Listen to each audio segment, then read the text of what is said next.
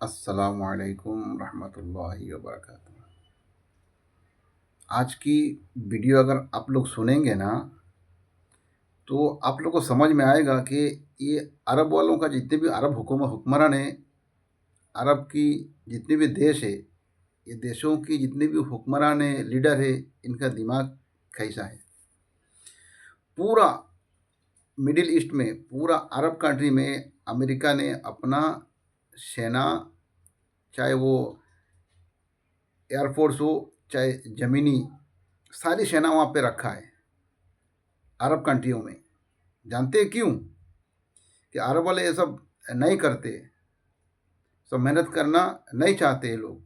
पैसा बहुत है, अल्लाह ने बहुत पैसा दिया है, इसके लिए ये लोग अमेरिका का सेना रखे। और अमेरिका ने क्या ये लोग को बताया कि मेरा हथियार दुनिया का सबसे टॉप लेवल का हथियार, और दुनिया सुपर पावर मानती भी है अमेरिका को, तो मैं तुम्हारी रक्षा करूंगा दुश्मनों से। मज़े की बात तो ये है, अभी ईरान की 20 दिन की लड़ाई में जहाँ जहाँ अरब कंट्रियों में अमेरिका का बेसिस है, एयरफोर्स का एयरपोर्ट है, उस सब जगह को ईरान ने निशाना बनाया। अब लोग ज़रा सोचे, जो अमेरिका अरब को रक्षा करने की, इनकी हिफाजत करने की जिम्मेदारी लेता है, जबकि हिफाजत की मालिक जान माल सबकी अल्लाह है, लेकिन फिर भी इंसान अपनी तरफ से करता है, जितना उससे हो सके इंसान करता है। तो सोचे ज़रा आप लोग, जो अमेरिका इन लोगों को हिफाजत करने की बातें करता है, तुम्हारा रक्षा करूंगा, वो अमेरिका अपने खुद को नहीं बचा पा रहा है। सोचने वाली बात है। ये एक मुझ जैसा इंसान को समझ में आ रहा है, ये बात अरबों को समझ में क्यों नहीं आ रहा है, या जानबूझ के समझना ही नहीं चाहते।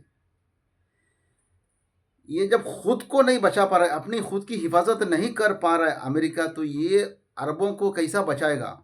दूसरे मज़े की बात क्या है, ये जितने भी अरब अभी पीट रहे, ईरान ने सबको लिपट में लिया है, क्योंकि उसी अरब कंट्रियों में अमेरिका का बेसिस है, अमेरिका का सेना है, और जहाँ जहाँ अमेरिका ने पैसा इन्वेस्ट किया, सब जगह को ईरान टारगेट कर रहा है।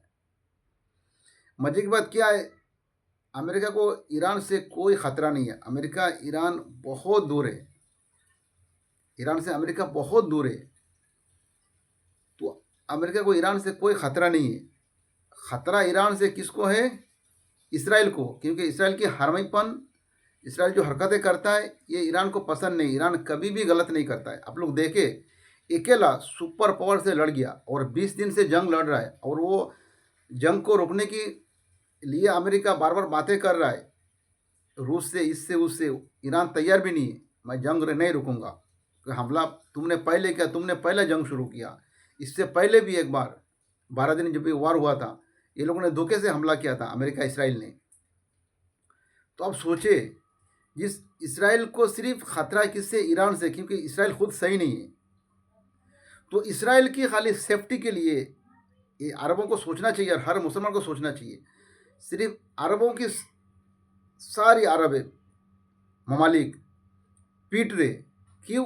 सिर्फ इसराइल की वजह से, इसराइल की रक्षा के लिए। असल में इसने अरबों के लिए नहीं, इसराइल की रक्षा के लिए इसने अपनी यहाँ पे बेसेस बनाया, और अमेरिका बहुत दूर है, तो यहाँ से उसने पूरे एरिया में अपना कंट्रोल जमाने के लिए सुपर पावर का ताज सर में लेके बैठा है। तो कंट्रोल जमाने के लिए यहाँ पे अमेरिका, समझो इसराइल सेकेंड अमेरिका ही है। इसको फिलिस्तीन में बात करके जगह दिलाने वाला अमेरिका ही है। सो कोई जगह नहीं दे रहा था यहूदियों को, पूरा दुनिया में कोई नहीं जगह दे रहा था। हिटलर ने जब मारा था सबको, सबको मार दिया था, सिर्फ 5% छोड़ा था हिटलर ने। इतनी बेगैरत है ये इसराइली, ये खुद के भी नहीं है, ये किसी को अपने से ऊपर बेटर किसी को नहीं मानते ये। तो सोचो, सिर्फ एक इसराइल की सेफ्टी के लिए अमेरिका ने सारे अरबों को पिटवा दिया, सबका नुकसान करवा दिया। और अरबों का दिमाग कैसा देखो, उसकी इतनी सुपर पावर हथियार का क्या हो गया? ये अकेला ईरान बिड़ गया। मैं पहले भी वीडियो में कहा था यूट्यूब में, ये खमानई बोल के एक वीडियो है मेरा यूट्यूब में, मैंने कहा था ये खमानई ने जो ईरान को जो सबक दिया, और जो तालीम दिया, और जो बताया, और ईरान को जितना तरक्की दिलाए ना, शायद ही कोई ऐसा लीडर दोबारा आए। अब सोचिए, इतना पाबंदी होने के बाद उस देश में कितना तरक्की, इतना ताकत होने के बाद अपनी सीने में इतना ताकत छुपा के रखा उसने, ईरान ने। आज इतनी सबको हरा, मतलब हवा टाइट करके रखा, सबका 12 बजा के रखा, सबका धजिया उड़ा के रखा। जैसा ये लोग धोखे से हमला करते हैं, अगर ऐसा धोखे से इसराइल पे हमला कर देना, मैं अल्लाह की कसम बता रहा हूँ, कसम से इसराइल अपने आप को नहीं बचा पाएगा, गारंटी बोल रहा हूँ। इसराइल अपने आप को नहीं बचा पाएगा। 2 महीने से तैयारी कर रहे थे ईरान पे हमला करने के लिए, तब भी अपने आप को नहीं बचा पा रहे ये लोग। तो सोचिए आप लोग, ईरान की ताकत क्या है।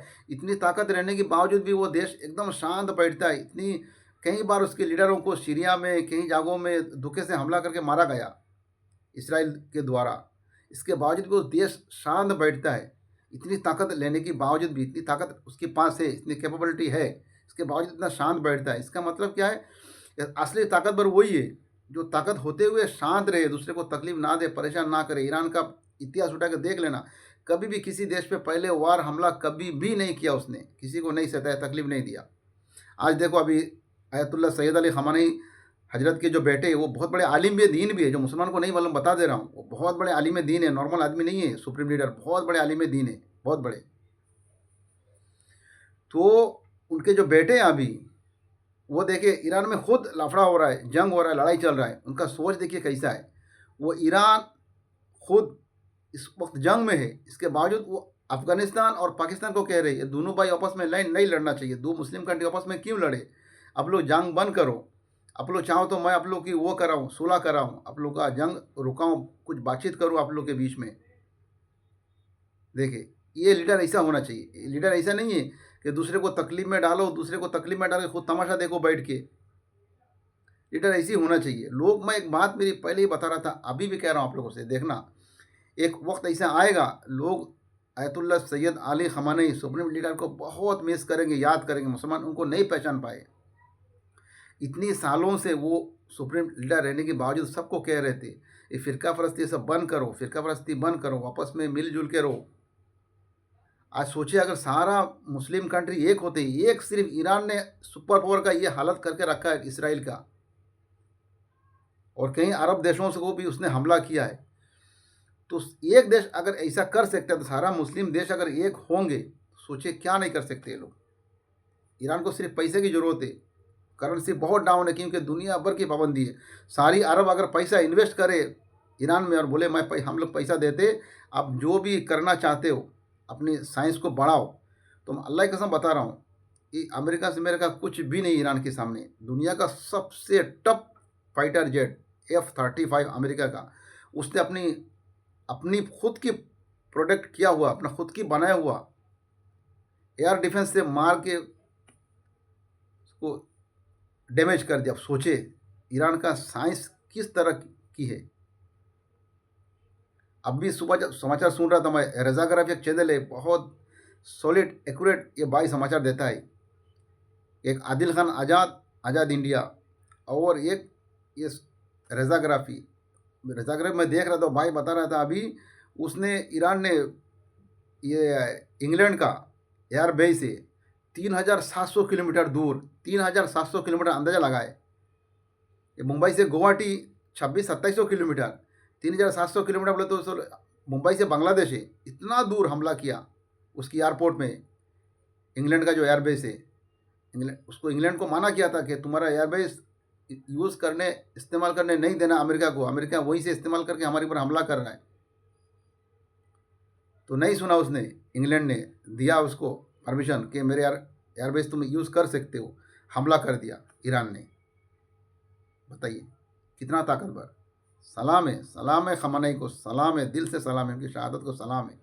खamenei की तकलीफ़ की वजह से मैं ईद का कपड़ा वपड़ा कुछ भी नहीं बनाया, और पिछले साल भी नहीं बनाया था।